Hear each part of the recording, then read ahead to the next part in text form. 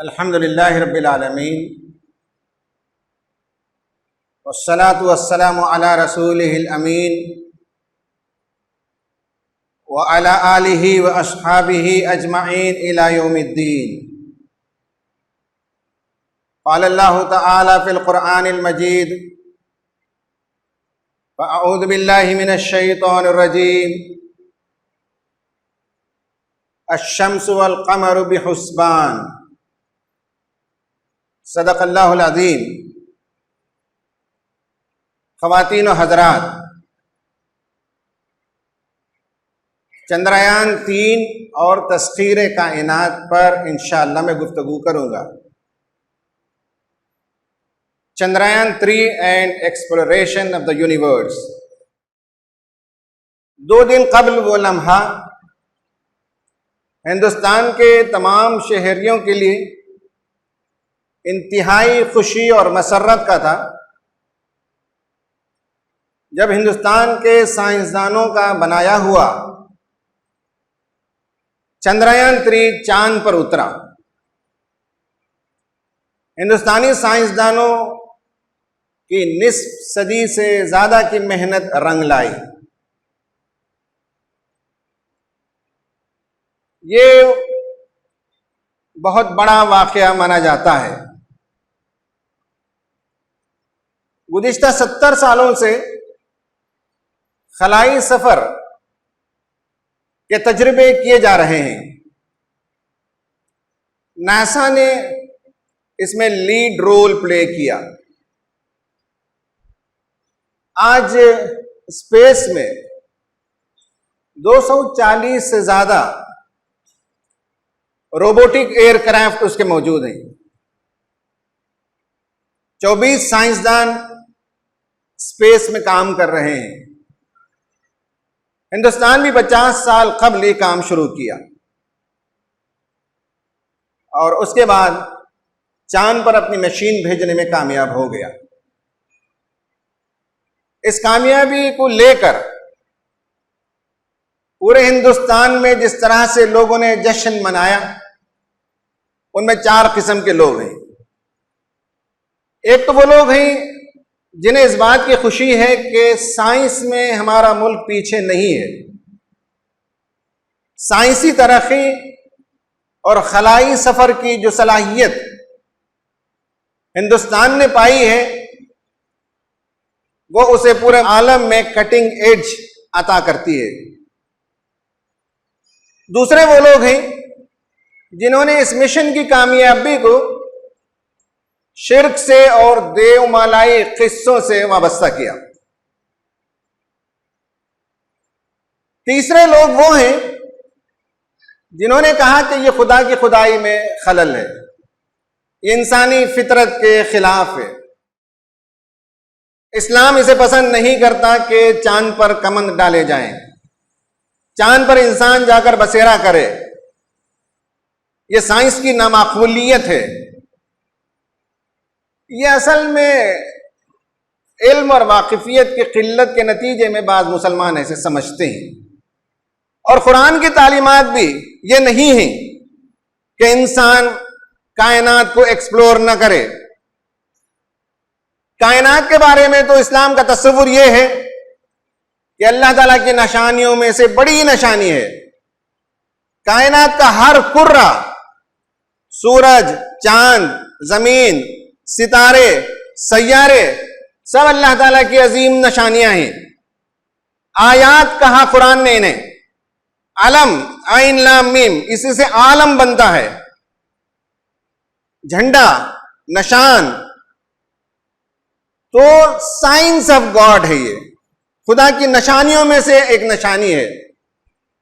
कुरान ने कहा कि हम आगे अनकरीब सनुरीहिम आयातिना फिल आफाकी वफी अनफुसिहिम हत्ता यतबय्यन लहुम अन्नहुल हक, कि हम अनकरीब लोगों को आसमानों में और जमीन में हमारी निशानियां खोल खोल कर दिखाएंगे ताकि लोगों को मालूम हो जाए कि अल्लाह ताला हक है।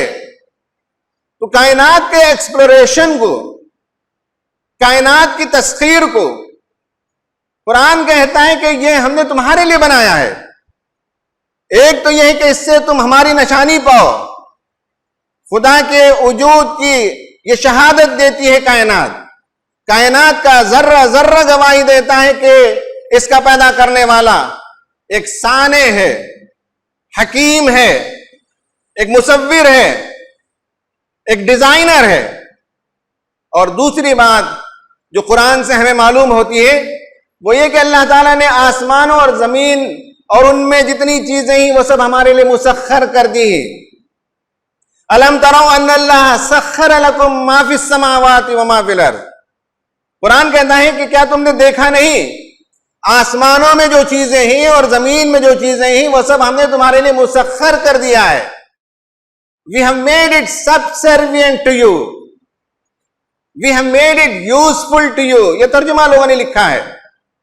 तो आसमान में तलाश करना कि हमारे लिए फायदे की चीजें क्या हैं, जमीन में तलाश करना कि हमारे लिए फायदे की चीजें क्या हैं, ये भी हमारा काम है।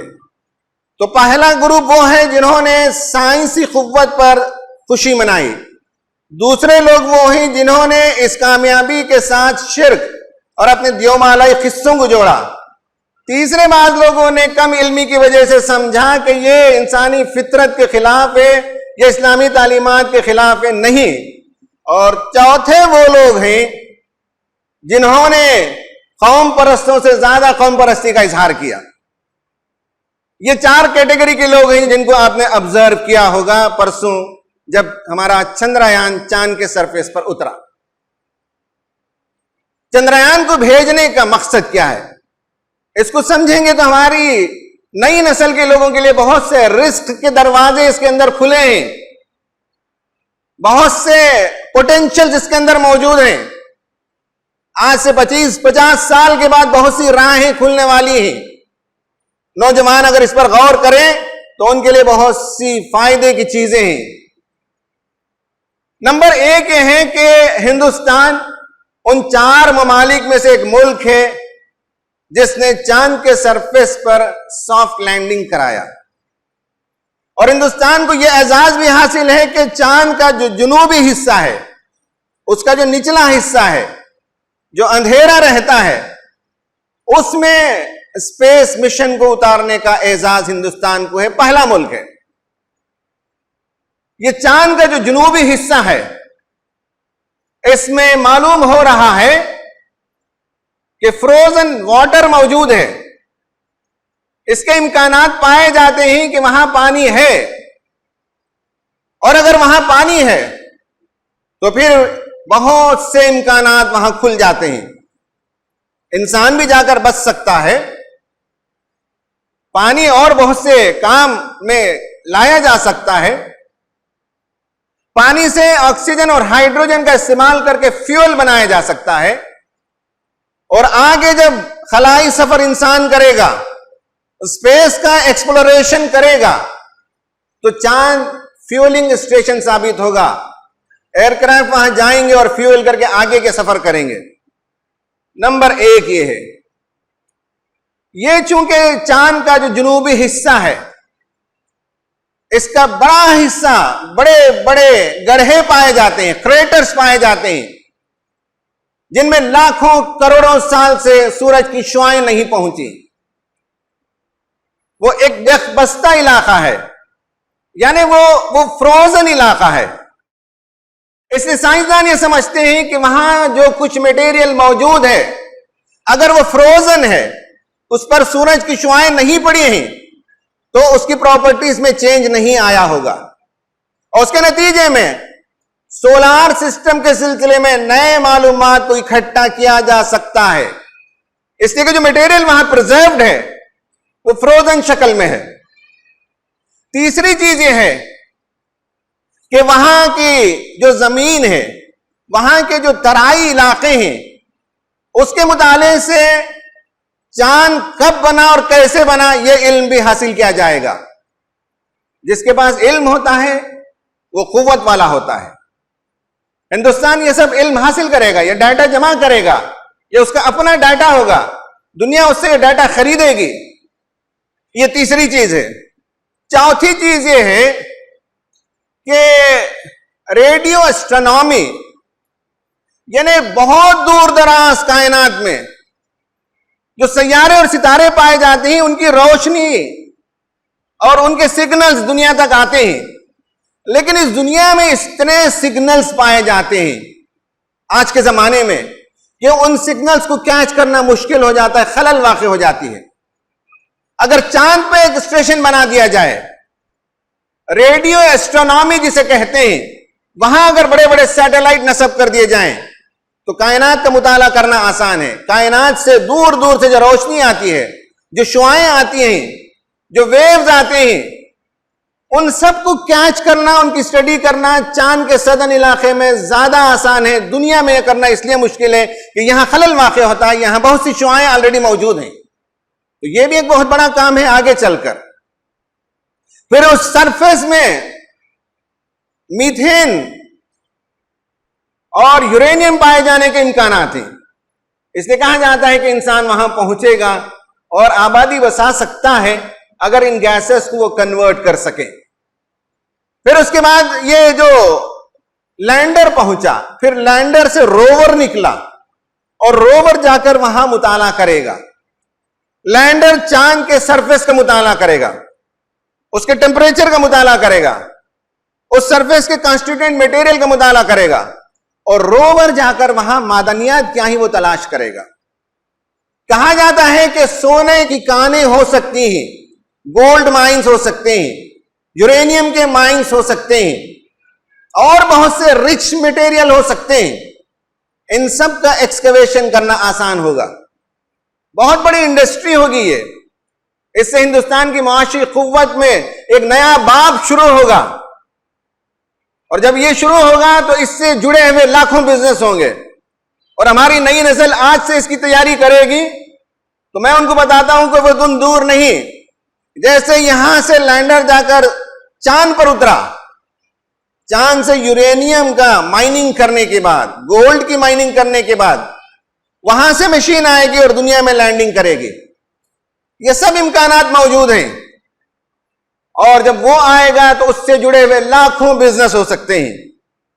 ये सब गोया के तहकीक जारी है। तहकीक, तजस्सुस, ये इंसानी फितरत का हिस्सा है। जब से इंसान पैदा हुआ उसके अंदर तजस्सुस की सिफत है। वो तहकीक करता है, वो तस्खीर करता है। आपको मालूम होना चाहिए कि आज से 70-80 हजार साल पहले, जबकि दुनिया ऐसी तंग नहीं थी, रियल एस्टेट का वैल्यू ऐसा नहीं था, दुनिया खाली थी, लेकिन इंसान दुनिया को तलाश करना चाहता था। अफ्रीका से निकला और उसके बाद मिडिल ईस्ट क्रॉस करता हुआ, इंडिया के वेस्टर्न कोस्टल लाइन को क्रॉस करता हुआ सदर्न इंडिया को आया। सदर्न इंडिया से फिर ईस्टर्न कोस्टल लाइन को क्रॉस करता हुआ ऊपर गया, बर्मा गया, सिंगापुर गया, मलेशिया, इंडोनेशिया, थाईलैंड, फिलीपाइंस होते हुए ऑस्ट्रेलिया पहुंचा। ये जो माइग्रेशन है इंसान का, ये 70,000 साल पहले हुआ। हमें नहीं मालूम कि इसमें कितनी नस्लें काम आ गई, इसमें कितनी सदियां बीती कि अफ्रीका से निकलकर ऑस्ट्रेलिया तक पहुंचे। 70,000 साल पहले की यह कहानी है। तो इंसान के अंदर तजस्सुस है, वो तहकीक करता है, वो जानना चाहता है, वो दुनिया को टटोल कर देखना चाहता है। ये तो मैंने 70-80 हजार बरस पुरानी बात कही। आज से 400-500 साल पहले यूरोप से एक्सप्लोरर्स निकले, हिंदुस्तान आए, क्योंकि यहां स्पाइसेस पाए जाते हैं। उस जमाने में फूड प्रोसेसिंग के लिए ना बिजली थी, ना कोल्ड स्टोरेज थे। फूड को प्रोसेस करने और प्रिजर्व करने के लिए स्पाइसेस बहुत काम आते थे। तो हिंदुस्तान की तरफ उन्होंने सफर किया और बाद सयाह हिंदुस्तान को कैप्चर करने के इलाके से निकले, अमेरिका पहुंच गए, बाद लोग ब्राजील पहुंच गए।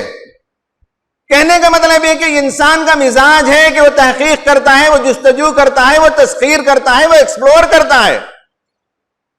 और उसके बाद ऐसा है कि दुनिया की जमीनों पर जिसने कब्जा जमाया उन्होंने 9 आबादियाती कॉलोनीज बनाई। अंग्रेज यहां आए, उन्होंने कॉलोनीज बना दी। कॉलोनीज के लिए पहले इंसानों की जरूरत होती थी, अब कॉलोनीज के लिए इंसानों की जरूरत नहीं है। मार्केट इकोनॉमी के जरिए से भी वो आपको गुलाम बनाकर रख सकते हैं, वो आपको कॉलोनाइज कर सकते हैं मार्केट इकोनॉमी के जरिए से। तो चांद पर कॉलोनी बनने का मतलब ये जरूरी नहीं कि इंसान की आबादियां ही वहां मौजूद हों।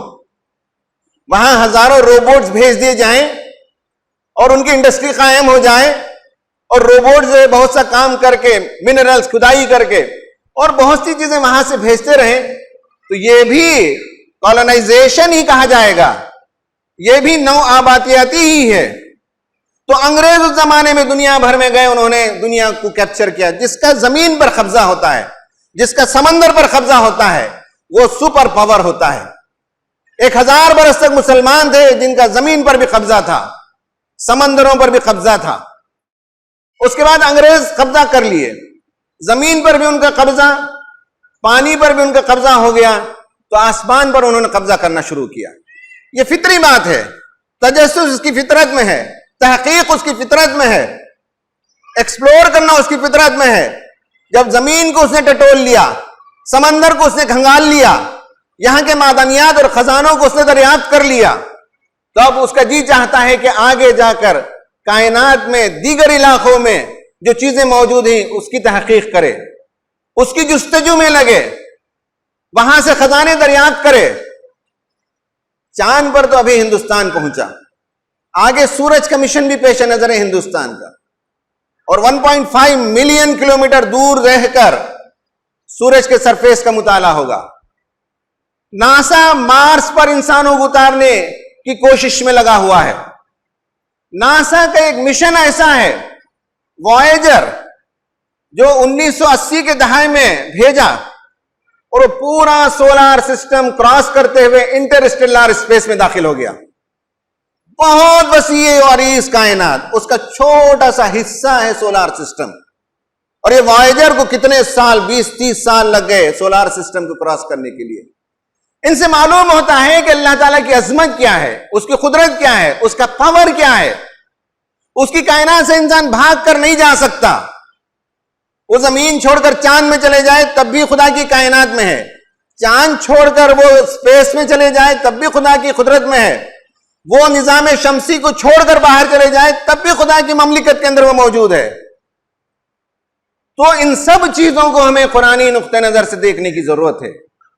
मादा परस्त लोग चंद्रयान के उतरने को सिर्फ मादी पहलू से देखते होंगे, सिर्फ उसके जाहिरी पहलू को देखते होंगे, लेकिन हम मुसलमानों की जिम्मेदारी है कि हम उसके बातिनी पहलू को भी देखें, उसके इरफानी पहलू को भी देखें, उसके रूहानी पहलू को भी देखें, और दुनिया को वाकिफ कराएं कि तुम सिर्फ जाहिर परस्त हो, तुम सिर्फ जाहिर की चीजों को देखते हो।